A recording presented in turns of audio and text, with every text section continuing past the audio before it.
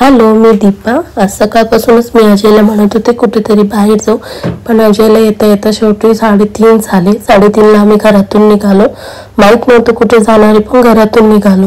चहाची वेळ झाली होती म्हणून चहा घेतला. छोटी भूक होती म्हणून एक समोसाही खाल्ला.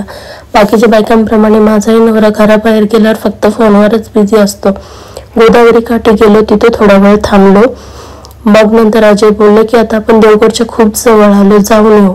मग देवगडला गेलो. तिथे दत्त महाराजांचं दर्शन घेतलं. प्रवरा नदीकडे गेले, तिथे हातपाय धुतले.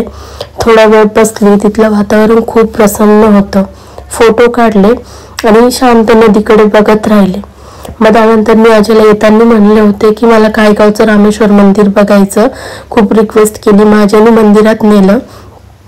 दगडाचं पुरातन मंदिर होतं आणि पिंड काचेतच खूप सुंदर दिसत होती. मग जेवण केलं.